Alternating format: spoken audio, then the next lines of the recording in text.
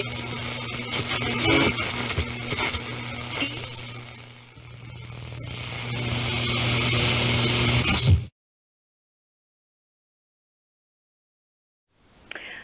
welcome to the Calling All Patriots conference call, our weekly call on Wednesdays, of course. And this is February 10th. February. It's not really, I was, the whole February, but it's actually February. Got to get that out in one piece. And I am so pleased that you are being here all together us tonight. These are trying times and exciting times, and yet there are things that are going on that can be quite daunting and look very bleak. And so I love this call with you because it's something that, first of all, that we can actually do in the present moment, to be together, to be kind of circle the wagons and feel really good about being with people who want to push humanity forward, not backwards. And I think all of us could use just a little bit more of that in our lives, having that kind of support. And so I am so pleased that we are here together tonight. We're going to go ahead and start with our pledge and then move into our prayer. And if you are new to the call, we do say our pledge, our digital pledge, and then we also say our a prayer to set the tone and make sure that we're calibrating properly for God and making sure we let God do the talking during the call. And we end it with a prayer at the very end. So this ties it up nicely. And what I really want with this call, and this is one of the things that I shoot for, is to send you off into the week with something that is going to fortify you and bring you some strength and also some solace.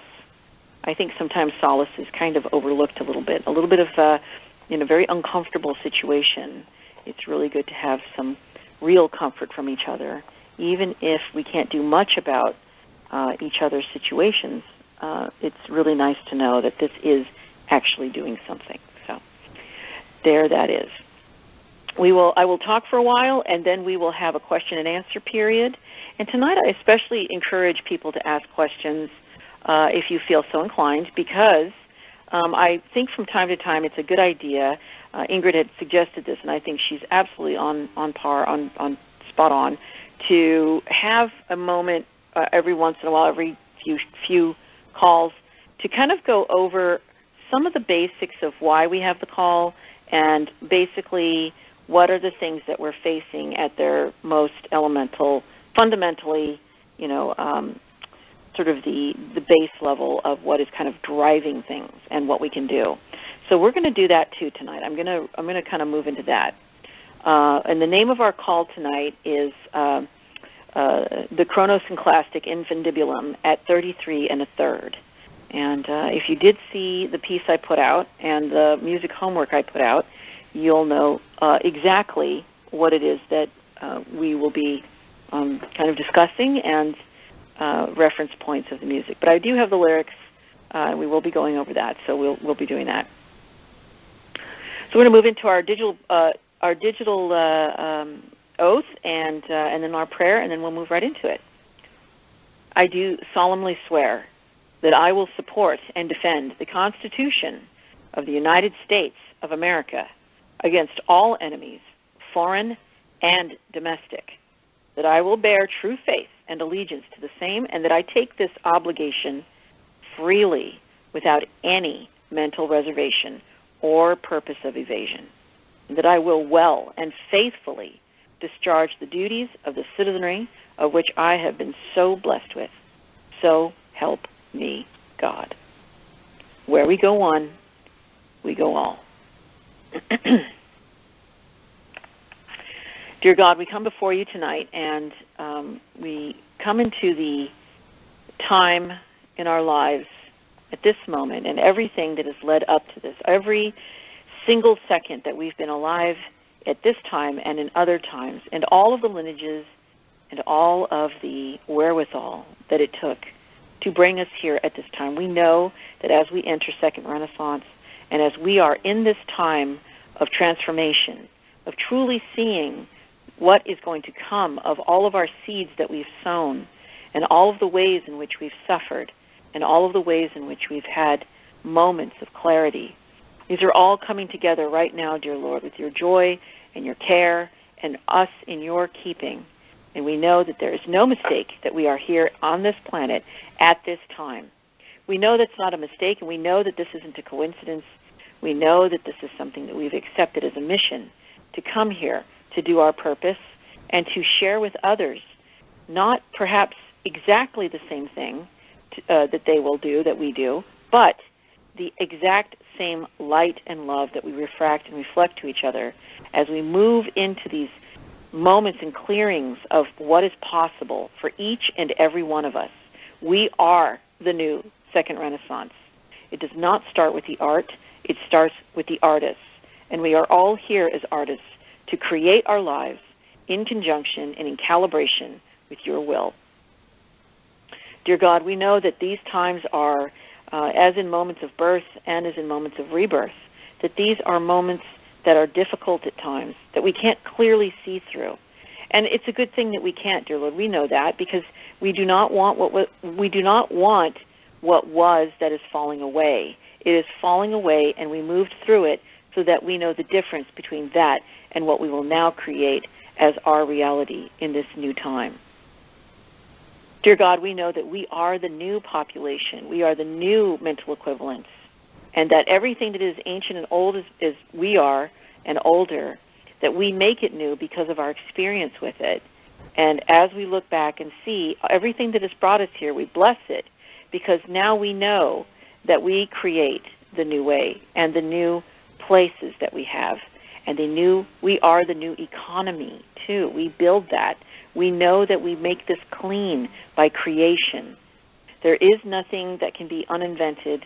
There's no energy cannot be destroyed, and power can never be taken away from us, and we can never give our power away.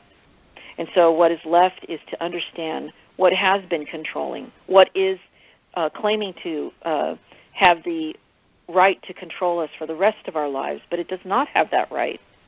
And as we step up and move into those places wherein we fill in those gaps with who we are and our purpose, that there is nothing in these entities, that there is nothing in these governments, and there's nothing in these corporations, nor is there anything that anyone who has ill will towards us or to humanity and to our children and to our elderly and to all those who are seeking to have peace and to work in a way that is actually moving towards the happiness and fulfillment of mankind. We know that they are dealt with by our creating that which is in absolute calibration to your will.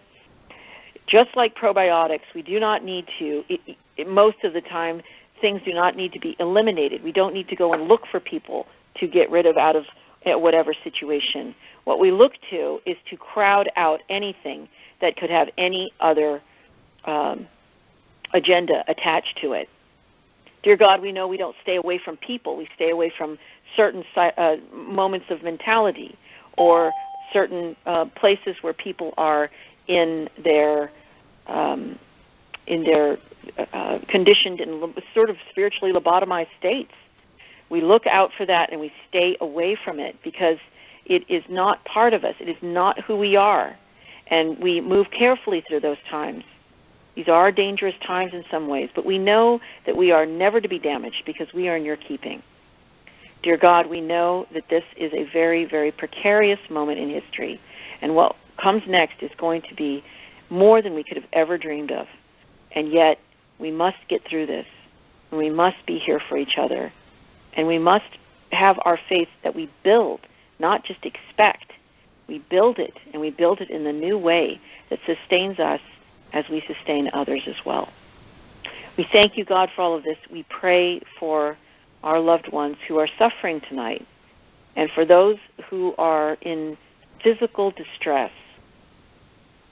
We know the truth of them. We know that anything else is not the truth. And so it evaporates quickly, and it goes back from whence it came. because we know it is not calibrated to your good pleasure of giving us the kingdom. We pray to you. We thank you for your Son, Jesus Christ, who became the answer, the perfect Lamb of God, the perfect answer for all of our prayers and for all of our lineages. And we do not take this lightly, this mission that we have. We do not take it lightly, because so much has been done and so much has been made available to us so that we are available to it. Thank you, dear Lord. We pray all these things. We ask all these things. We come to you humbly through your Son, Jesus Christ. Amen. So, first of all, I would like to say that there have been a couple of concepts that have come to me in the last couple of weeks, and particularly this past week, in addition to the CHRONO SYNCLASTIC INFUNDIBULum, which is actually, it is part of a book called The Sirens of Titan by Kurt Vonnegut. And the CHRONO SYNCLASTIC INFUNDIBULum in the book, it's a work of fiction, but it's so profound that you can really see that what he's describing in this book is actually happening now. And I think he wrote this probably back in the late 70s or early 80s. It couldn't have been that much more recent than that. Oh no, I guess it actually was published in 1959. Boy, that was kind of a while back. But the CHRONO SYNCLASTIC INFUNDIBULum, the definition here of it was a strange dimension where everything became one. So in essence, it's basically that it's like a tube that goes through the universe, and it's a dimension where everything became one, and everything was right. Everything and everyone was right, and those who passed through it became chronosynclastic infundibulated and had some strange side effects. For instance, they could see all three normal dimensions, but also time. And so this actually created a thing where they were able to see the past, the present, and the future all together. And when people would enter this dimension, this tube, those who were caught in it or unstuck in time, quote, would appear at different places for certain amounts of time. And a prime example of this was the character, the victim of this sort of state. They call him a victim, but really it's an existence, was this guy in the book called Winston Niles Rumford, who would appear on Earth every 59 days for 1 hour. And he would also appear on Mars, Mercury, and Betelgeuse, and Titan. So he was able to see what was happening in different places at all times, but he was not able to know everything. And the sensation had been described in the book as being everywhere at once. And so the reason I wanted to talk about this, because I read this when I was a teenager and then I read it again a couple times. It's really, I think it is my favorite Kurt Vonnegut book. But basically this concept is, the way I see it now and what we're going through is really that we're able, now that we've had a lot of this disclosure, this crookedness, this false election, all these things in which we've been dragged through for the past 4 years, and really moving back towards the beginning of where this all began, all of this corruption, at least in this sort of interval of time, this cycle. What we're seeing is the undoing of it all, primarily through the exposure at first, the uncovering, and the questioning, and then, of course, what we're going to see are different ways in which justice will be doled out. But this is a very unique time, because as we are moving through this, what we see is that whether we have judgment about what is going on or not, really what is important right now is to see what is so. That's really important, the accuracy of what we're actually looking at. That's far more important than opinion or judgment or any sort of way that we can attach meaning to it. Because you can't, to attach meaning to something that is a faulty piece of information or misinformation or disinformation, which is, you kind of accidentally give misinformation, but disinformation is a purposeful thing where you give people as an agenda the wrong information, and then they go with that, and it's very expensive because people are then, even if they're just a little bit off, if your compass is just half a degree off and you set off for France and you're leaving from a harbor in New York or something, you're not going to end up where you think you are, even if you're just, a tiny bit off, even if you're just a fraction of a degree off. And so what's really important right now is that we are, in this sort of chronosynclastic infundibulum, so that we can actually see a lot of different points of time and examples that are being sort of drudged up now. The ways in which our corporations are, the ways in which our governments are, the ways in which people have engaged like that, the reason that they're having this this sort of challenge to the elections in another I can't remember where that is now. It's the name slips my mind, but they want to illustrate the pervasiveness of dominion, the pervasiveness of the machines that they use and the technology they use through dominion, not just as a corruption of our election here in the United States of America, but in the corruption of everything that is going on all around the world. And tonight what I want to do for you is to kind of give you just a little crash course in why things have kind of been looking the way they do and why it's important to understand where they came from. Because once you start uncovering the global elites that have controlled everything for so long, and specifically, like I said, in this cycle, it's been happening since the late 1800s about America. America was sold out in the late 1800s, and that's why it was no longer our country. It became a corporation. I just want to let that sink in a little bit, that our country was sold to global elites all around the world who had a stake in our country becoming a corporation. And if you really think about that, you can sort of see how things, built on that and unwound around that, and how things got tipped off around that. This is truly kind of, I would say at the core of what it is that was to happen next in the subsequent decades and perhaps the next century. So when you had, there was a family called the Pacers, you have the Rothschilds, you have the Carnegies, you have all these different families who had an enormous amount of money and actually made money off of the triggering and the agenda of fooling the American public and tripping the system, the wires, so that there was an advantage for them once the stock market crash happened, and other significant events as well. But that was one of them. And so we're going to go back a little bit and talk just a little bit about that and how it led up to where we are now. And maybe this will explain a little bit about why it is more important to be accurate right now about what we're seeing than it is to attach a bunch of meaning to it. Because once you understand what the intention was and the agenda, then you can kind of understand better why things look the way they do and how it makes sense that they look the way they do according to what they want to accomplish with the corruption.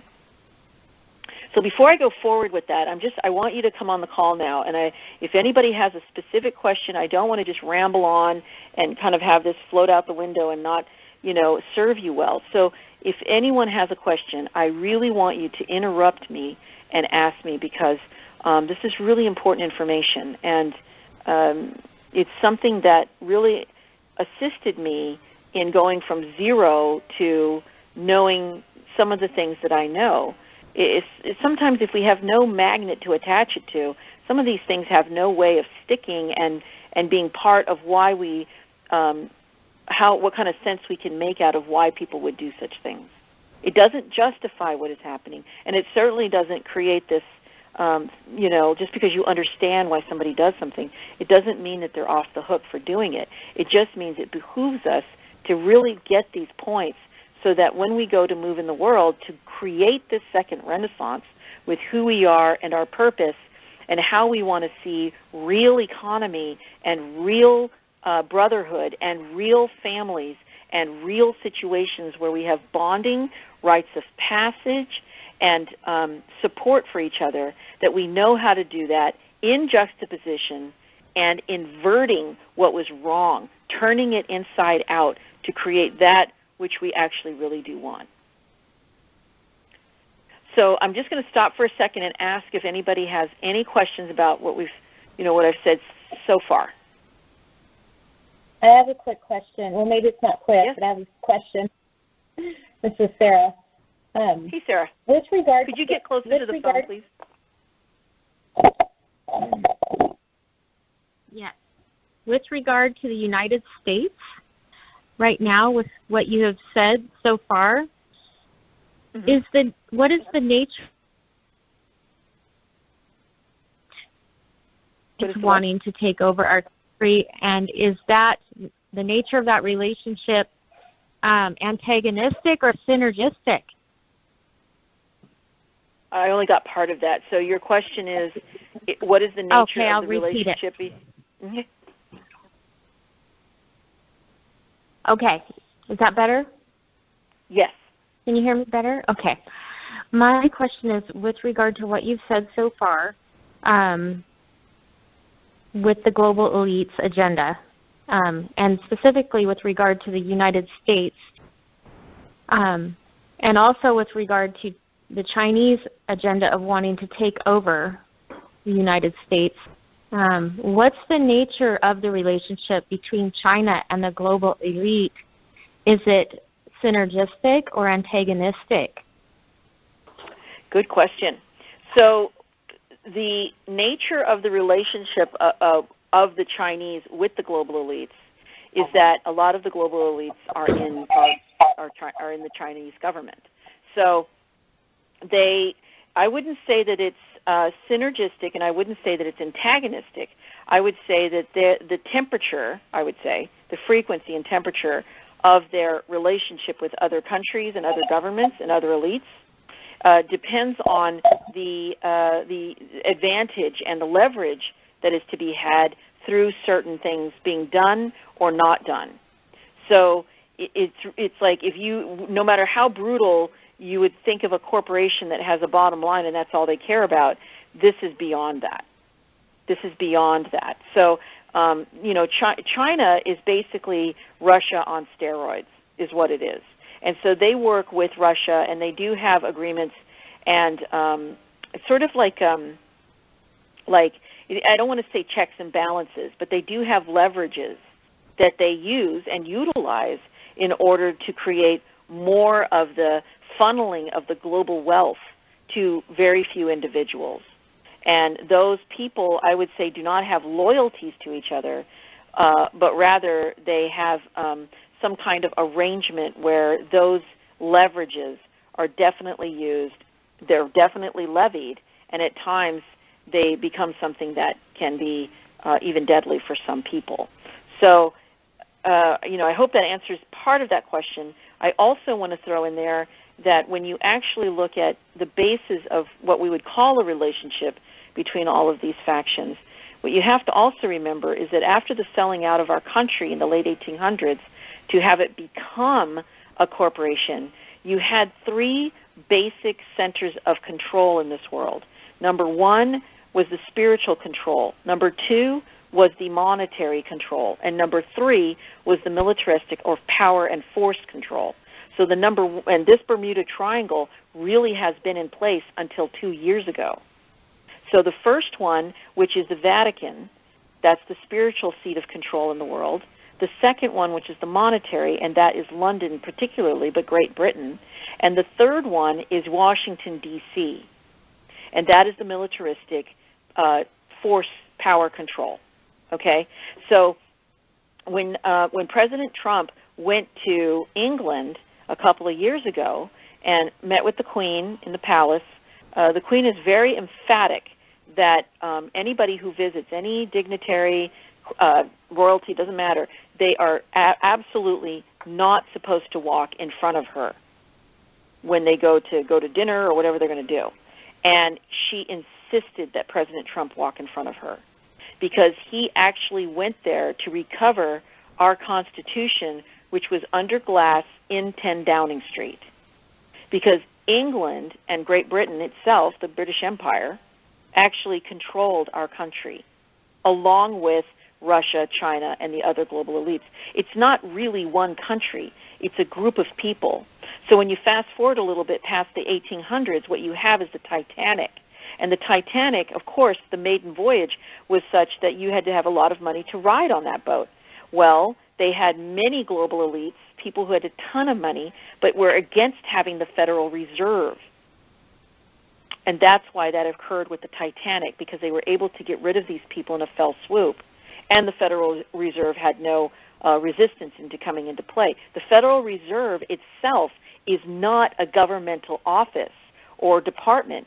It is a private corporation owned by the global elites around the country who profit off of our interest rates, our debt, and the control that is used not to take money away from you even necessarily, but to control the means of production, which controls everything, from medicine to food to clothing to clinics to everything. So that, I mean, do you see how that kind of explains why this vaccination stuff has, first of all, been able to infiltrate so easily, but it's also something that people have been conditioned to accept because they've been under this kind of control for so long. Does that make sense? Yeah. Can I add one more little question onto that? Yeah, please do.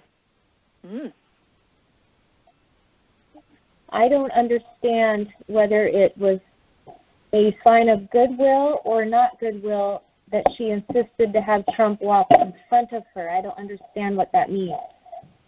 Well, it wasn't really a sign of goodwill. Again, people don't really care what other people think of them in those levels. It's a sign of leverage and also a sign of stepping down. So what she was saying, in essence, was through that action, she was saying, we no longer own your country. We no longer have control over the United States of America. And I acknowledge that through this gesture. You have to remember that the cabal and all of the dark agenda and all of it, they all operate through symbols and they all operate through gestures. So an example of that is when you see, there's a lot of people that came out with a ton of information around the Hollywood elites and their money and their control and what they were doing with their money and control, which we can go into in another call. But it was absolutely corrupt. It was, evil, and basically everybody knows at least a little pinch of it, if not more. So if you actually look at pictures of different stars, they have a symbol that they do, and it looks like, how when you can put your fingers, like you're going to say, okay, like if you were to signal someone, you put the pointer finger to your thumb, and then the other three fingers are sticking up. You know what I mean? Well, that symbol is actually, that symbol is, I was just saying yes. I had you on mute. I'm sorry. Oh, okay. Yeah, so that symbol, it looks like it's an okay, but when they're using it and they're signaling each other, and there's literally thousands of these pictures of the big stars doing that, at concerts or whatever, that is actually 666. Because the O that you make with your finger and your thumb, and then the other ones, those are the stem of the 6. And they signal to each other in many, many different kinds of ways. So these global elites, the Pope that has all these insignias on his garb that are indicative of pedophilia, whether it's male or female, like boy or girl, he has those things on his robe. There are people in the, of course, I've been to London many times, and, if you go to the British Museum and you look around you, there's all kinds of symbols and signals there. And so this gesture of having President Trump walk in front of the Queen, of herself, was really, a signal that, yes, this has been done, and I acknowledge it, and we're going to, we understand where we all are now. And she wasn't being nice. She wasn't trying to, make him feel comfortable in the palace. She was absolutely having to do what she was leveraged out to do. And that was a signal for the rest of the world that had occurred. That was the signification. It's kind of like when an old pope dies and a new one's going in. There's no, until you see the white smoke coming out of the top of the Vatican, then you don't, there's no pope yet. But once you see that white smoke, that is a symbol of the new pope.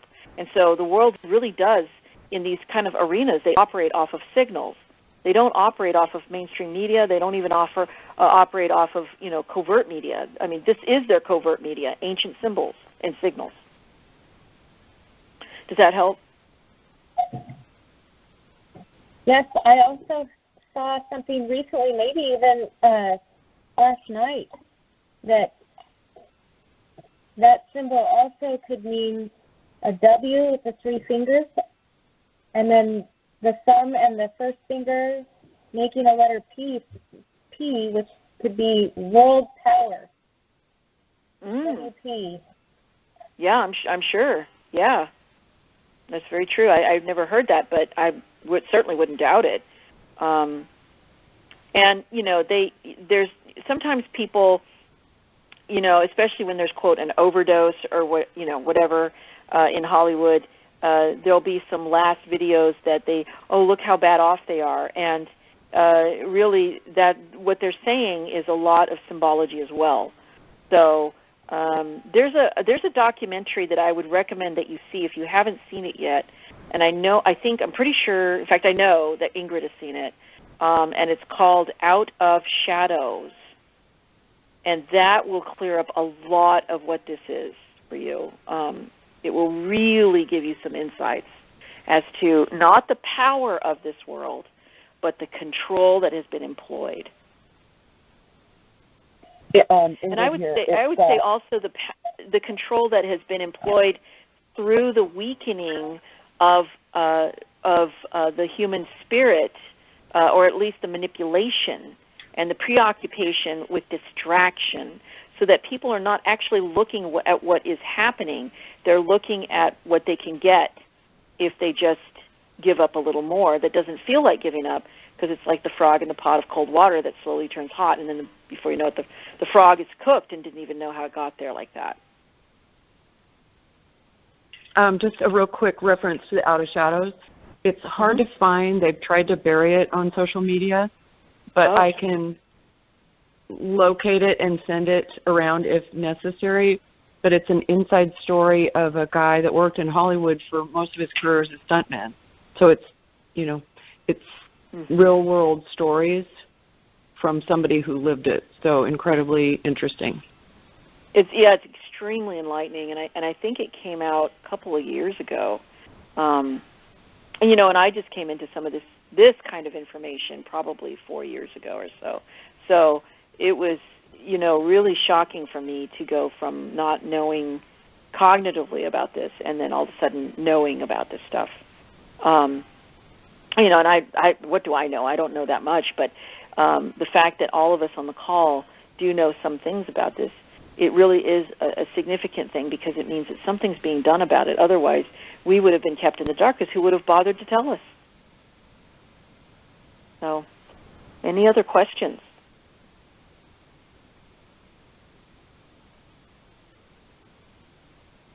Okay, so I'm going to move on a little bit.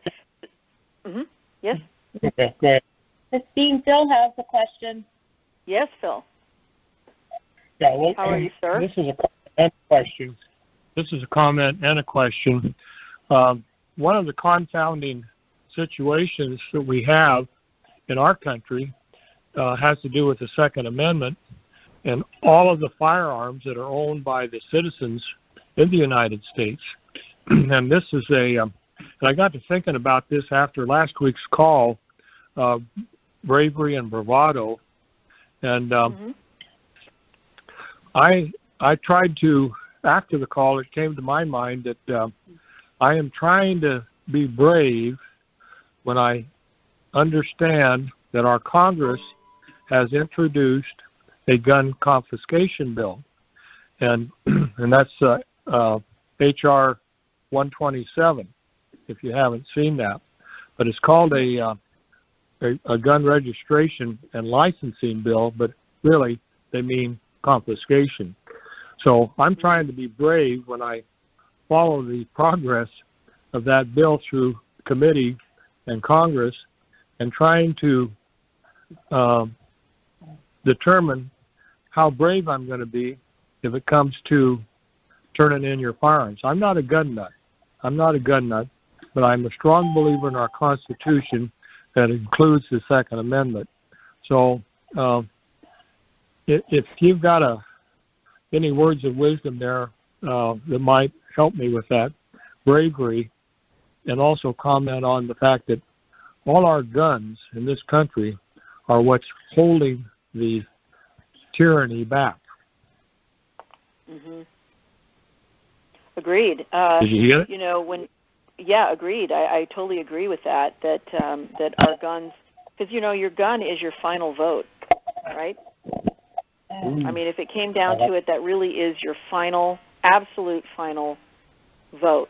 Just as your body is always going to be, for every cell in your body from conception on is all like, it's basically saying life, life, life.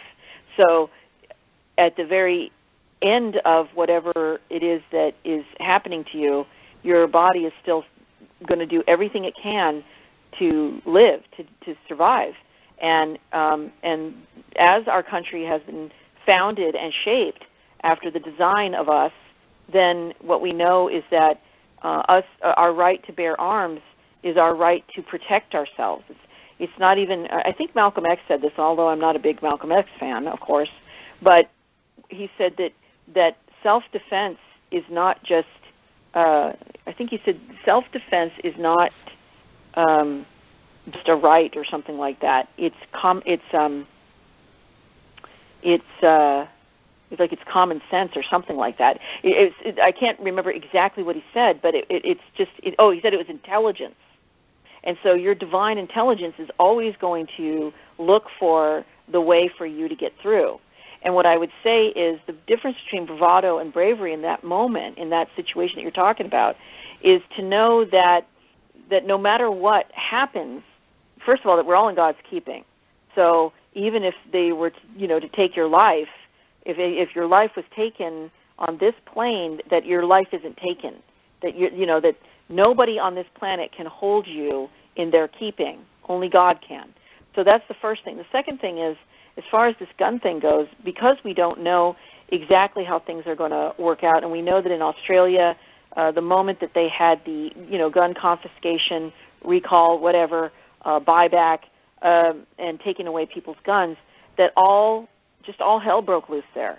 I mean, you had the intentional fires that happened. You had people. Now you're having people knocked out and dragged into places to get the vaccination done to them. You're absolutely right that the guns that we own, the firearms that we own, the protection that we own, if we didn't live in a time of guns, we would have catapults or some other way of protecting ourselves. So I totally am right there with you, and what I would say is the bravery is knowing that we are in God's keeping, and that if the moment comes to defend yourself, that that you're not in the wrong to defend yourself, and that if you even if your life was taken in you defending yourself, that's really your right, is to defend yourself. There's no guarantees. Our country is built on the clearing of the path and the protection of you, so that you may pursue your happiness. It does not guarantee you I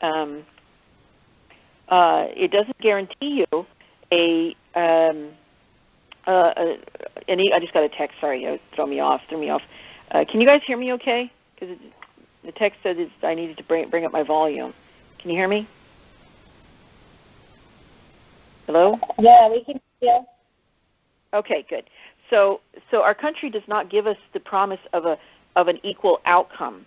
And the reason that that's important and good is because what you value is not what I value necessarily, as far as we value life and liberty and that kind of thing.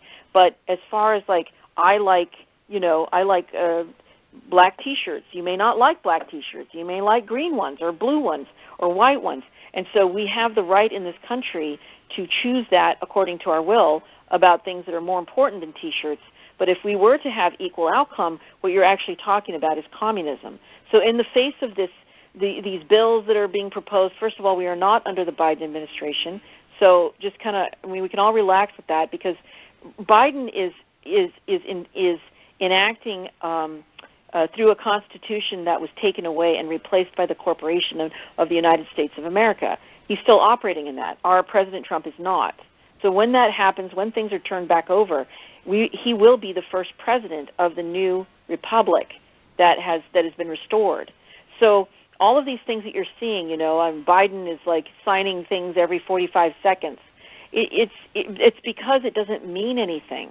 And even though, you can see these things and there might be some skirmishes or things like that, the most important thing, the reason that I'm bringing this up tonight, is because it's really important for us to be accurate about what we're seeing, what we're watching, knowing that it's authentic or not, or inauthentic. Is it plagiarized? Does it have its bona fides? Is it real? Is it genuine? Because these will help us understand the direction that the cabal is moving in, the direction of the deep state and the New World Order that tries to be, and the way that we can actually move in counter juxtaposition so that we actually are inverting this corruption on our levels, on each of our levels. So have bravery, I'd say, in knowing that there's absolutely nothing wrong with you being concerned, and there's nothing wrong with you defending yourself. And don't buy into this thing where you need to adjust yourself to some crooked or corrupt way of interpreting the old world order, moving into what they think is the new world order, and make it so that you're comfortable with that. This is not about being comfortable. This is about really understanding that you have the right to stand for you and what you believe in. People have died for that. People have sacrificed for that. People have paid for that. You've paid for that. You've sacrificed for that. This is not a time to wonder if you have a right to it. It's not bravado. It is bravery, but you have a right to it.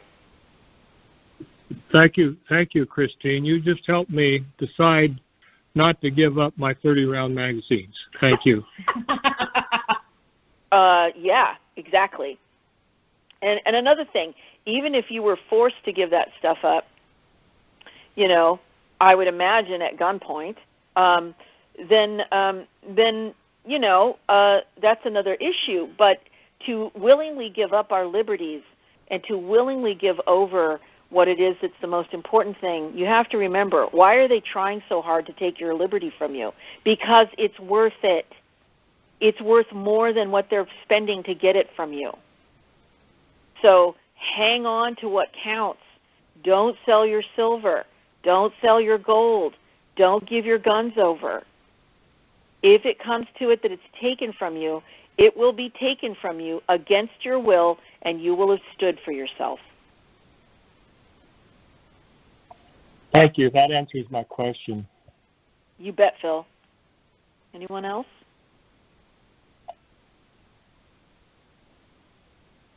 Okay, well, I'm going to move on a little bit, and if anybody needs to interrupt me, you do that. Don't be shy. Okay, so we have the establishment of the United States of America having been purchased and becoming a corporation, which is why you have all sorts of, before this time, you didn't have to have licenses for every damn thing. You didn't have to have certificates for everything, and then all of a sudden you had to have death certificates, birth certificates, you had to have marriage certificates, licenses everywhere, fishing licenses, hunting licenses, licenses for separation, licenses for boats, licenses for everything. And that's because this is all maritime law. This was all based on that you have no earth underneath you. You have no country. In fact, I'll even kind of divert a little bit and go into that. I studied this whole thing about World War II. One of the things I studied about it was done by a Jewish professor out of Columbia, and he did I think it was a 22-hour series on it, and it was extremely interesting. But one of the things he talked about at the very beginning was how Hitler went from where he was to considering the Jews to not even be people. And so he broke it down like this, that because Adolf Hitler maintained that, of course, in order to be on the planet, you have to be part of a race. And if you're part of a race, you have to have some kind of ethnicity or background like that. And if you have an ethnicity, some kind of country that you come from, you have to have land. And so if you have land, then that establishes terra firma. That establishes that you were on land, that you are made of, dust you are, to dust you will return, all of the elements that are there, you're part of that. But if you have no land, then you can't possibly be a person. And so he maintained that the Jews had no land, and therefore they were not people. Do you see this sort of eugenically operated way of controlling some of the masses, but in essence creating a precedence through which people could justify that other people really weren't deserving of their humanity? This is not a new concept. This has been done over and over and over. And so when you look at all the licenses and the certificates and all this stuff, it's all maritime law because it's based not on land but on water. That's why you have a birth canal. That's why you have, what are a few other things that we have? The dock tour. These are all based on that you really don't have your own life. Every single birth certificate and every social security number eventually was all purchased through the global elites. And what they were doing was they were actually sort of enronning the entire world. They were projecting and cooking the books and saying, well, these many people are alive, and therefore they will live approximately these many years, and they will contribute this much, so we're going to invest in this way and take advantage of whatever it is that they mean, like livestock. This is what really began the downward slide into the defunding, demoralizing, and the understanding that human life wasn't worth much, because it could be quantified, supposedly, through the global elite system of saying that you had to be approved through a certificate or license after coming through the birth canal to actually be even able to partake or consume anything that was produced. And future generations are banked on like that, or were banked on like that. So fundamentally, if you were to look at the eugenic society, for instance, at the turn of the century, when you had an actual eugenic society, an actual one, that was, they had coined a term called feeble-minded. And there were very famous cases, one of a particularly wealthy family, wherein the daughter was sterilized against her will because they considered her to be feeble-minded, and they didn't want the lineage to have anybody come from her and represent that bloodline who was not going to have any strong constitution or intelligence. Sarah's saying the Kennedys. There's an example of that in the Kennedy family. Yeah, I think it was it Rose Kennedy that they had lobotomized, and when they lobotomized Rose Kennedy because of her, it wasn't that she was feeble-minded; it was that she had an independent spirit, they said, and so she was actually the first lobotomy in the United States of America, and so when they did that, you can actually read that when they decided to stop is when she couldn't. I think it was that she couldn't either say her ABCs or the Pledge of Allegiance anymore. You see, all of the physical manifestation that you see around you, everything that you see that has occurred or that is occurring or is in the news or whatever, that you can see that all of these are symbols. They are symbols harking back to these times when they had started to try to weaken people's wills about that they deserve to exist. Moving forward into the 60s, all right, well then we had the civil rights movements and all the things that were sort of taken away in order to be restored, and then like, oh good, we're kind of back at ground zero.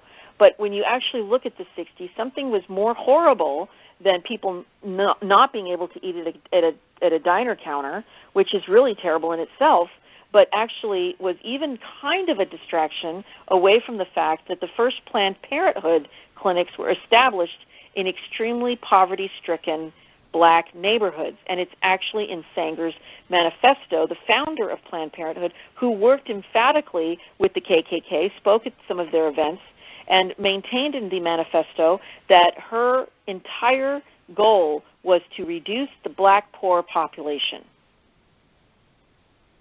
So when those initial clinics were set up and put into action, the first wave, or waves actually, of abortions were not voluntary. People were forced to have their child killed. And of course this didn't fly for very long because you had very angry communities and families and all kinds of stuff. And so thus began the long process of turning what would have been a horrific genocidal disaster against a very specific demographic into that which was considered your right. You have a right to have the government and American taxpayer pay for you to kill your lineage. Before, it was, that if you killed somebody's clan or went after their kids or burned their huts, they were going to come after you. And now it's so far gone that people are actually fighting for their right to burn their own huts, their own kids, and their own bloodlines. Furthermore, in the 60s, we had what began as, that was the final, I think, downward slide, or at least the greasing of the wheels, to have money no longer be money. It became currency, and currency was not backed by gold. It essentially became backed by debt. And so what you had was this debt hanging over the American public that was beginning, and no way out of it. You also had the income tax, which was a completely illegal thing to do, except for short stints of time, particularly intended to happen after war to have the country bounce back a little. And, now we're like, 60 years later, we still have an income tax. It's an extortion of your money. And finally, what we have is the welfare system, which at the time when it was founded in the 60s, it was supposedly meant to help minorities and those who were in poorer demographics, when in fact what it accomplished was I think the largest human trafficking bill ever passed, which is to pay people for the children they had and to simultaneously displace the father in the home by the father's income not necessarily being needed to just get by. When all of these things took place in the 60s, the single parent pregnancy rate in the black communities was 28%. And today, you can ask yourself, just like communism, does communism work? Yes, it absolutely does, 100% of the time for like 8 people. And so did all of this work? It absolutely did for the wrong people, because now you have an 86% rate of the black community having a single-parent mother pregnant out of wedlock and no father present. And we know for sure that what contributes most profoundly to the downgrading, the denigrating, and the loss of purpose in our country is to break down the family unit and thus break down the community fabric within each and every city, neighborhood, and state, and eventually our country, and eventually the world. So these are some of the things that if anybody has seen the movie The Matrix, of course, wherein everything in the Matrix it's a computer program that people live in, and they don't know they're living in a computer program. But once somebody actually is able to wake up out of that and realize what it actually looks like and what's actually going on, what's very disheartening is that some people decide to go back into the Matrix. There was one quote in there where the guy was like wanting to go back in, and he was going to help some of the cyber officers or whatever take hold of some of the people that were trying to get people to wake up in the Matrix.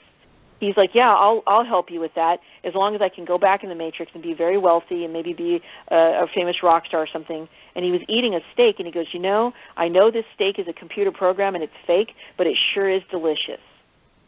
And so what I would say is that we are going to see that. We're going to see people moving back, sliding back into that which is comfortable, that which is, false, albeit comfortable for them, and to willingly go back to being ignorant and blind. Well, I don't think they can really go back to being ignorant, because once you know, you can't unknow.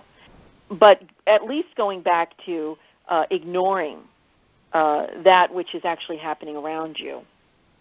And that reminds me of a song I want to bring up tonight, and that is, let's see, this is it's called Cuts You Up, and it's by Peter Murphy. Peter Murphy was the lead singer of Bauhaus in the 80s, and this song is very interesting. It says, I find you in the morning after dreams of distant signs. You pour yourself over me like the sun through the blinds. And then he says, hold the secret close, I hear you say. You know the way it throws about. it takes you in and spits you out. It spits you out when you desire to conquer it, to feel like you're higher. To follow it, you must be clean with mistakes that you do mean. Move the heart, switch the pace. Look for what seems out of place. I think that is such an important line. Look for what seems out of place. Because when we start going along with the program, which we didn't really start, we were born into it, but once we catch something in the movie The Matrix, he sees a cat go by, and then he sees the exact same cat go by, but he didn't understand why he saw that. And he goes, I just saw a cat. Well, that's a glitch in the system. That means that the officers are near because the computer program has been interrupted in a way for them to infiltrate. And I think that a lot of the illusion that we have, most of it's illusion around us. I mean, we can point to mainstream media, but there's many other things as well that when we must pay attention, because when we see something out of place, that's when we know that there's an intention there for us to buy into it and that there was something left behind that maybe was unintended for us to actually see. We must pay attention to that and pay attention to our gut feelings about things, the frequencies of things, because those will help in identifying where some of these things are inauthentic, untrue, and meant to keep you and push you off of your purpose. There was a lot of information, so does anybody have any questions about that?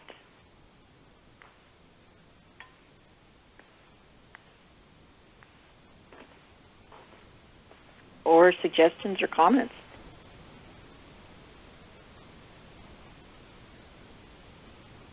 Hello, Christine. Okay. It's Margaret. Hey, Margaret.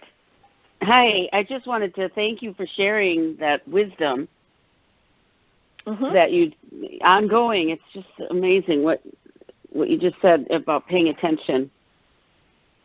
But I didn't have a question about it, but I just had to make a comment on your homework assignment. And I wanted to, well, I guess this is a question because I wrote this down because it's such a great quote that in case some of the listeners didn't have a chance to hear it, because you're talking about that shaped you, molded you, making deep divots in your soul so that you could fill those divots with what has been distilled out of the years that you lived. That's so profound. But what I was wondering is then that got me thinking, because you're talking about the record album, those divots, those grooves that bring the music forth and the wisdom that comes. And I'm wondering if you were thinking that when you wrote that, the divots in the deep divots that are carved. That's what I thought. And Go ahead. Sorry. Oh, no, I'm just interrupting you all over the place. Go ahead. I just get excited about that. I asked you because I thought you didn't overtly say that, but I thought, oh, you had to have been talking about because it was a really good nostalgia experience for me to hear you talk about at the very beginning, even the Glenn Campbell. I mean, I remember coming home from school and playing the records, Led Zeppelin and The Who, and real loud, and in my first album that I bought with babysitting money, Tapestry, Carole King, and how excited I was. That was like the one thing I wanted to buy was music. When I made some money, I'd buy music, and my dad said, why would you pay for music when you can listen to the radio for free? And I'm like, no, I want to hear these songs over and over again. And I remember singing to the top of my lungs along with it. And there was something about music from a turntable that made you feel more present with it. It just felt more there than even with, CDs. Okay, I went through all the stages. 8 tracks. I had a Grand Torino with an 8-track player, and I was all that in the 70s. But then the cassette tapes, and then they'd stretch and break, and then the CD, which is so convenient, and they don't break. But it just didn't seem as, I don't know, digital. But I was thinking digital's not as warm as analog. But then I appreciated your words where you're saying it's the message, it's the words. Whether it's on a Zoom call or a telephone, you didn't say that, but you were saying digital's okay. It's like, okay, thank you, because I don't even have a turntable anymore. I still have a bunch of records, but So, it's just in the food for thought that you're talking about more than just the records, and you're stirring up memories and feelings and emotions and messages. And I just really am grateful that you share your insight in the way you do, and you're an artist. And and how you finished it with saying it's not about what you,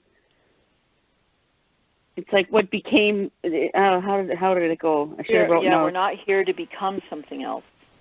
Yeah, what we already are, and to not be a spectator. And I thought, yeah, that's it. And I don't know, it's kind of kickstarting the artist within. I was trying to paint the other day, and it just was feeling too two-dimensional. I thought, I want to work 3D. Maybe I need to do sculpture. I need to get more tangible. And, there was a precipice kind of thing rumbling. And I just find that what you bring forth, very encouraging and inspiring. And also, I mean, all the enlightenment stuff, but also the fact that you're bringing forth the current events and hey, people, this is really what's going on. And all the stuff you were talking about, I'm aware of because I've been listening and paying attention to for many years, but it's so encouraging for me to hear you say in a public forum what's what, and to pay attention and to see if there's an extra cat walking, then there's always signs and wonders, and to look for them. And I don't know, I'm probably rattling on like a pinball machine. You're not. No, I really am enjoying what you're saying. It's really a neat thing how you can mix the current events with art. It's like, I just resonate. I just feel so alive when I hear you and feel the camaraderie. And even when you said in the beginning of the call, I know there's 40 people or whatever, and it's like, I feel like you guys are all friends. We're all friends, even though we're all across the nation. So, yeah, I just wanted to gush a little. So thank you. I guess I didn't really have a question. No, thank you for that. It's, before you go, first of all, I want to address some of the things you said. Good. The first thing is the emulsion process that is involved with LPs. And that is a very important process because it is a natural process, just as in film. So you always know the difference between film and video, or like when videotape came out, or even digital stuff like CDs and all that. It is a different process, and if you really, really look, or if you really, and it's not even, actually, if you really just pay attention to your experience with it. And so the emulsion process is something that is, it's almost like it is in, so the record is in motion, right? The needle is on the record, and the record is in motion. I always look at the Space Needle as if it's a needle on the record of Seattle. Oh, that's cool. That's that needle. That's why I put that needle in there, right? So the needle of Seattle that the Space Needle that plays Seattle. Okay, so, and it spins. The top of the Space Needle actually spins very slowly. So if you go up there and just stand in one place, you'll see full spectrum 360 Seattle. Okay, so that's one thing. So the emulsion process, it's something that you experience, that you are in that because it's part of you. It is a natural process, just like you're a natural process. And everything is in motion. There is nothing that is still. There's no still. It's all in motion. Just because our hair grays over the course of decades, we think it all of a sudden happened that way. It doesn't. It's always in process. The other thing I was going to say is that our voice is so important. It really, really is. And I say that because a friend of mine right now has lost her voice, and I just I've lost my voice a few times, but this is a little more serious. But it's something where that even when how can I say this? Even in the absence of something, we can revel in the absence because it makes us understand the value of that. And so, like as we are in this part of the time of our history of our country, the absence of some of our liberty, it draws us closer to it because we intimately know that liberty. We intimately know it because we're made of it. right? And so just like in Othello, where it says, take any shape, take any form, just so that I know that you're there, just so that I know that you're always there with me. And that is really important to know that and feel that and be with that and to wake up to that experience of that, because the expression is always within you, whether or not it is something that is digital, emulsion, in a hoarse voice, in a loud voice, in a timbered voice.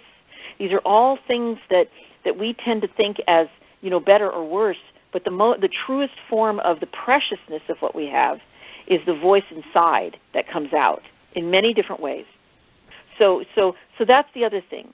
The last thing I would say, and I wanted to talk about your wanting to buy music, and I was always like just dying to buy music. I was just like, somehow I've got to get that record, or I've got to get that tape, or I've got to get that whatever, that 12-inch.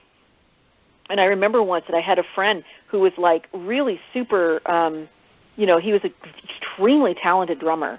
And he and I were bonded pretty good in high school, and then we had a falling out. And he knew that I loved George Winston, and I don't know if you know who George Winston is, but he's a piano player, and he makes incredible music. Okay, I once interviewed him on my show, and it was one of those bucket list things. But he had the entire Windham Hill collection. My friend did, because his parents had a little bit of money. And I was jealous because I had to tape things off the radio when it came up. And furthermore, I had to listen to King FM, the classical station, to even catch any George Winston anywhere. Well, one day he showed up at my house, and he was like, hey, do you want to record all my stuff? You can make copies. And I'm like, oh, yes. So I did. And then we had our falling out. And then, without any warning, he showed up at my house, and he said, come with me. And I said, I'm angry at you. And he goes, no, just come with me, please. Just come with me. And he actually took me to see George Winston at the Opera House. And, wow. And let me tell you, you want to tie together humanity, Seattle, the Space Needle, which is right there, and all of it that spins around us and is constantly in motion. That is the heart on the record player. That is what we are here to be with each other. And all else will find its place. All else will find its place. I was going to recommend a movie tonight if nobody has seen it, but I've seen it several times. It's called Almost Famous, and it's a beautiful film, a really lovely film. And at one point, it's a Kate Hudson, and she's talking to this young man who pretends to be 16 so he can interview people for Rolling Stone magazine. He somehow, got his way into that, and she's a groupie, and they're in the car, and she says, the biggest trick you can have about rock and roll is to never take it seriously. Because if you take it seriously, you might get hurt. And if you get hurt and you feel down, do what I do. I go see all of my friends at the record store. And wow. I just really think that these are, these little pieces of music that I share with y'all, I do that because I can't contain them. They're not to be contained. They're to be expressed by the artist, and they're to be expressed, re-expressed, rebirthed, reapplied, remade into that which is the fabric of what we're going to have now. Because we are now. We are going to be in motion, and we are the future. And actually I didn't find that record player in the secondhand store the other day. Teresa found it. And she's like, I'm going to get this for you. So we went in the back there and plugged it in to see if it would work. And she had just picked up that Glenn Campbell record at the same time. It was in that store, and it was in pristine condition. And we stuck that on the player, and I started to play it just blocks away from where I used to live on Capitol Hill. And I just started crying right there in the store. And I didn't cry because I want to go back to that time. I cried because that time is in me now. And it's doing what I'm doing here on this call with you. Beautiful. That is the voice of everything coming through. Yes. Yeah. And thank you for being the artist that, you know what sonar is, right? So like everything bounces off of, and you can see where something is because of the sonar. That's how, silent running whales submarines work. Yeah. So, so what I feel like is, silent running means it's a submarine that has no makes absolutely no sound so that nobody can have sonar and reverberation to see where it is. So the thing is that our issue here is that we think we need to be quieter and smaller and take up less space and not ask for what we. God doesn't care what we want. God does not give a damn about what we want. God wants us to have the pleasure of the kingdom, and He's happy when we decide what we're going to go and pursue. Okay? But the sonar, that's between us. That's between all of us. And that lets us know how close we are to each other, or how far away we are. And it's not it's not a topography or a what do you call that, terrestrial like distance. This is about the frequency and how we are all so close together when we have this call, because the sonar is right there. It's more like quantum physics. Dials don't matter. It's a vibe. Yes, and quantum physics is really the point of all of this too, because when we see things we don't like and we don't want and we don't, I used to have this saying when I would teach some people about marketing, and that is when you hear people complaining, that's the market. How many times do people say, why don't they make a little handle for this? I mean, I would buy it. That's the market. And when you look at it, when you really actually look at it, what we're doing tonight is we are beginning the study of inversion, which means when we see things we don't like, that's the new work, to invert it and make what is so, not what we don't want. Yeah. Thank you so much for sharing, Margaret. I really thank you so much. appreciate you as an artist, and I appreciate you as an appreciator of art. Good. All right. Well, good. I look forward to the rest of this call and talking to you again soon. Thank you, sweetheart. Thank you so much. Okay. Thank you. Yep. Anybody else? Christine, this is Vicki. Hey, Vicki. Can you hear me? Yes, ma'am. Okay. So in this last week, this kind of all, I hope I'm not off subject here, but it's a thought that I've been having that I just wanted to bring up to you, and maybe someone else has some of the same similar feelings. But, going through this whole last year and all of the steps that have taken place and being in the place that I am where I want to research everything on what is taking place.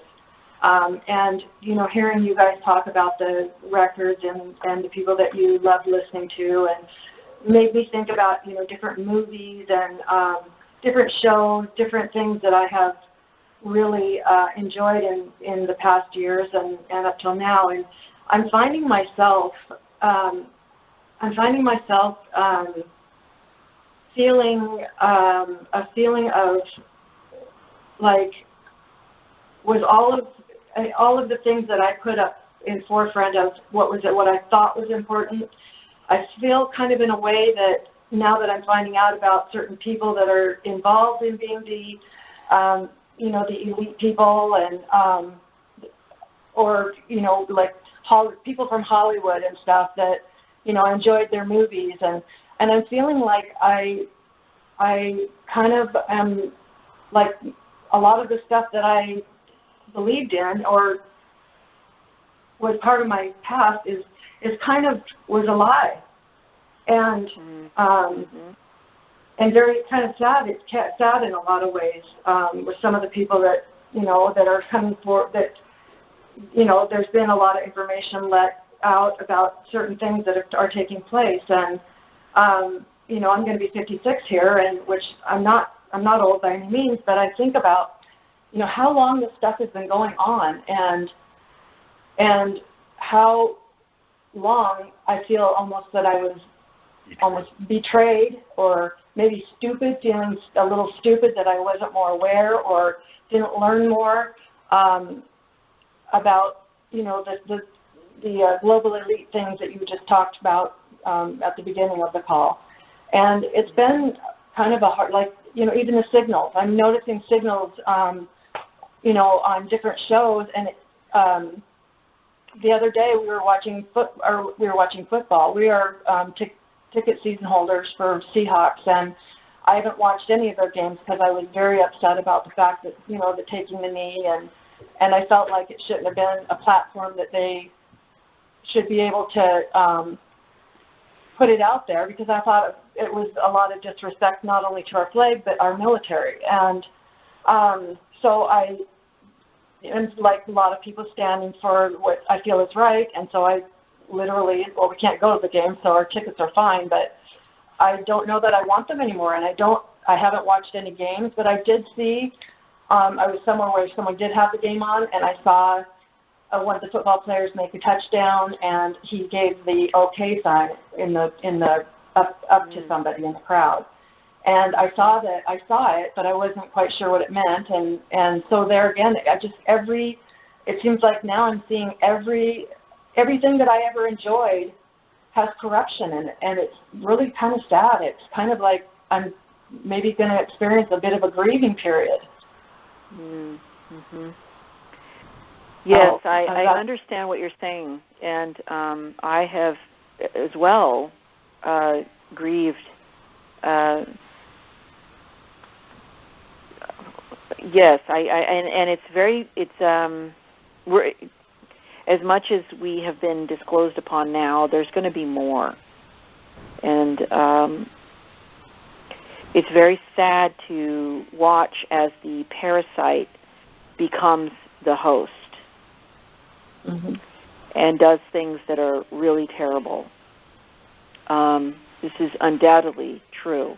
And in fact, I was having a conversation today with someone about cleaning things up. And the way that occurs is not like one day everything just, is clean. It's going to be a process. And just like, losing weight or anything, you want the end result, but you also want to pay attention along the way to the satisfaction and the joy of cleaning something up. And like getting better and better and better. And so I'm not going to discount or try to negate any way that you're feeling about that, because believe me, I've got a 40,000 albums collection, okay, and like 5,000 45s, and I've got 8 tracks, and I've got tapes. I have an entire dresser full of answering machine messages from when I was 17 until now with music. And so, a lot of these people that I have in that room, they are part of that. And, you can say a lot of things about, like, how horrible some of them are, but what you can also say is that the art is not the artist. And that I believe that God uses everyone, every single person. And so some of the things that we've gotten from these people, it's not who they are, it's what they did. I'm not saying that I too am not a person that will be watching any more football, probably for the foreseeable future, but because that's actually something that makes an impact. But what I would say is cut yourself a little slack, because there's nothing wrong with being ignorant about something. You're not stupid. You're just a little ignorant about these things, as we all are. And so when this moment comes, I had a girlfriend once, and she was telling me how she was really into music, and then she's like, my first relationship gave me all this music. And I said, wow, and you can still listen to it? Doesn't it hurt? She goes, I do not allow those things to ruin it for me. And I thought that was such a profound thing to say, because of course there's songs that kind of go ouch, ouch, right? But really, we're not going to be able to clean every single thing. And to know that the expression that God bestows upon us comes out through even the darkest places is really something that, I'm not saying that you're never going to stop listening to something or watching something. I absolutely cannot watch anything with Tom Hanks in it, even though I used to like him. I mean, I didn't like him. I always thought there was something weird about him, but I did like some of the films. But just know this, that coming up, as things get cleaned up, there will be new things that are made. There will be new songs that are done. There will be new ways of interpreting things. And all these old songs, they do have things in them that were meant for us now. So I think that most of the artists that made the art were very unaware of what they were bringing through them. Just like when I do things. Some people think I write what I do on my YouTube channel stuff. I don't write any of it. I just say it, because I, too, am a channel. And so when that comes through me, I know it's not mine. and I get to enjoy it afterwards by listening to it. So the more clear a tube we are, a CHRONO-SYNCLASTIC infundibulum tube, and the more clear we are about how this is all going to play out for us, then we can also not be so hard on ourselves. And yes, there will be some grieving, but know this, that there will be some joy as well. Just kind of know that. Hey, Christine, this is Ingrid. I really resonate with what Vicki just said, and I feel like I've gained understanding over about a 12-month period. But Vicki, I'm still grieving. I'm still trying to process really the difference between then and now and understand it. And I'm still bitter and resentful and angry. And then I move in and out of all these psychological phases. But if you ever want to talk, we have a lot of people that would probably commiserate a lot with you off the call because we want to get to a lot of subjects. But there is a big network of us here that are probably feeling the same thing. That. And if you want to have a coffee chat or whatever, reach out, okay? I would love that. Well, how would I get your information? Christine will probably network that, but if anybody wants to reach out to me or any of our group on off times, I mean, Christine is so busy. We sneak in chats if we can, but I think the more little groups of support that we can have during these dark times, the better. So maybe, and Phil said something before we even started. He said, I want to see these people. I want to get together. So I'm wondering, Christine, if ever one Zoom meeting where we could actually see each other. You just read my mind because I really Good. I'm always trying to read your mind. Party, and I want to DJ like I used to in Seattle for all of y'all. So once we, but we can get together anyway. But I'm in my mind, I'm planning a big party with dancing. So. I love it. I love it, and thank you very much for speaking up and saying that, because I really would love that. I have been experiencing, like family that are, my mom passed away about in September, a year ago, September, and so she was usually the person I went to, and my sister is on the other side, and it's just a difficult thing to have all these things going on.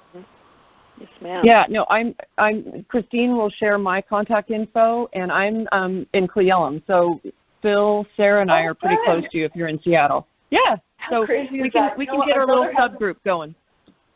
Great. My brother has a cabin in Cle Elum, and I'm very familiar with it. I would love to do that. And then I have a little other piece of little information I just wanted to share because I'm so proud.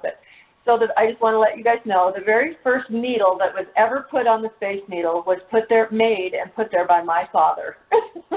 Wow. So there's that. That's really awesome. A proud moment.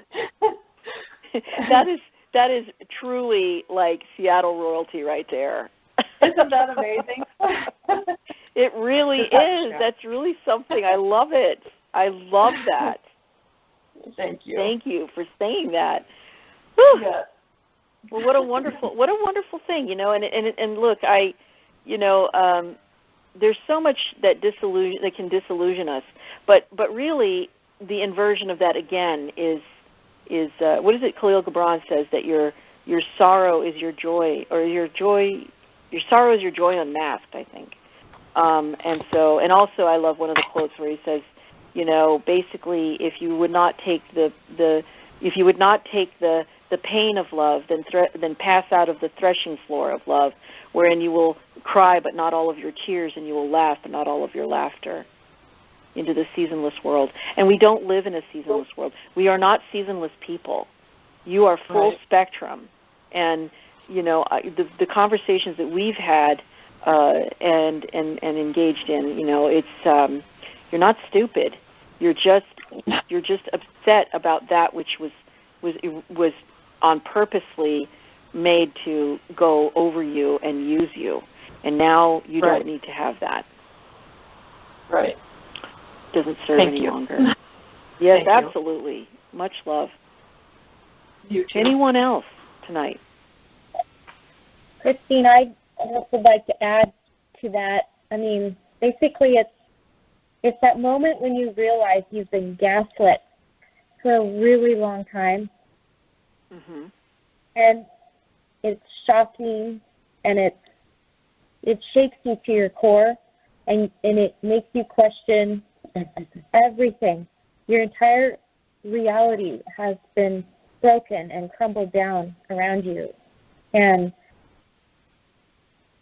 having been through a similar, well, nothing similar to this, but just having been gaslit, as you kind of get through it, you see it as a blessing. I see it as one of the most wonderful things that I've ever had to go through, because now I can smell it a mile away. I'm familiar with it. I can feel it. I know when it's happening. And I think we can all use this experience of being gaslight by the global elite moving forward. We can just spot it and sense it. Very good. I mean, you've really encapsulated that very well. That is really the essence of the inversion that I speak of, because and I've talked a little bit about this, but the law of attraction is attracting that which you say you want, but the law of availability is to be available for that which is so that you may not even know that you want until you've discovered what is false. And so you have actually really described the inversion and the quantum physics and everything, the quantum leap of not having to live through all of this all over again in order to have that which you like and what you want and what your heart is calibrated to. And so, but it's important to understand this, because if not, then there is no delineation, and it's too easy to fill up with that which is false and is actually causing pain and destruction on our planet. And so, yes, it's disheartening in a way, but it's also, like you said, a great blessing, because it means that we are available, awake and available to receive God's good pleasure, which is to give us the kingdom. So it's really good. Thank you, Sarah, so much. Well, I think if no one else has anything, we might close it up unless there's anybody else. I've got one more. I'm sorry. I guess I'm pretty talkative go tonight. Ahead. For anybody who questions their own ability to perceive or questions whether or not they can sense reality, truth versus faith, I swing back around to what you were talking about earlier regarding LP vinyl and records, and that warm sound, that warm, true sound you get from that which is real, versus that digitized, cold sound that you get from a digital world. And I think we know the difference between those sounds, and navigating the digital world or the matrix, the false reality, the social media. Yep. I don't know where I'm going with this, but I guess the more time and the metallic taste of that, the metallic taste of the false media. Yeah. And you know that it is not full spectrum. It is a strip-mined piece of information that is meant to just have enough truth in it to get your attention and then drive you into the one-dimensional, which you cannot possibly fit your full-spectrum person in. Yes. And hence, polarity is born out of that. Opposition is born out of that. We are opposing each other because of that. Right. And that's why, I think tonight it was important to bring up to everyone all of the background of how far back all of this goes. Because if we become aware of that, then we can, it's not about focusing on the darkness. It's about knowing where it is and being able to follow the light. And so So there you are. I am going to close up with a couple of things. First thing is Big Wheels. This is ELO. It's part of the music homework. One of the lines in there is, I've been thinking it over. So many times they say, you've got it made. They never understand the answer lies within your soul, because no one knows which side the coin will fall. Big wheels turning, baby, I know. Big wheels turning, baby, I know. Those are those records playing over and over. We have a Wichita lineman, of course. I want to finish up with that. I'm a lineman for the county. I drive the main road, searching in the sun for another overload. I hear you singing in the wire. I can hear you through the wine, and the Wichita lineman is still on the line. I know I need a small vacation, but it don't look like rain. And if it snows, that stretch down south won't ever stand the strain. And I need you more than want you, and I want you for all time. And the Wichita lineman is still on the line. And what I think about this is that here's this man who's working on these phone lines, and he so longs to be with the person that he's hearing through the lines, through the electronic. And that is truly us hearing what we want to be in full spectrum on this planet, hearing the singing through the line. And it draws us close so that we can embody that, become that, and bring that information with us into 2R, into Second Renaissance, in the future of this planet. We're going to move into prayer, and we'll close it up tonight. I really loved all of your comments. This has really been such a beautiful call, and you add to my life, my existence, and my wealth of my soul, and I so appreciate that. I appreciate you, and I appreciate that. Thank you, thank you. Dear God, we come before you tonight, and we are so aware tonight of your presence. We know that in your word you say that where two or more are gathered, and that we have way more than two here. But yet, even when we are off the call and we're in our lives and we're in our cars or we're alone, we are two or more are gathered because we're always with you, dear Lord. We are always in union with you and in communion with you. Dear God, in this world where so many have accepted the perverted metallic taste of that which is not who we are, people that have been conditioned and then created things out of it and created misery. We pray for those who are turning to you and for those to wake up before it is too late for them to turn. We are constantly coming towards you, dear Lord. You really are the needle on our record, and we play for you. We sing for you, we talk for you, and we do all of this in calibration with your will on this planet. We purvey it.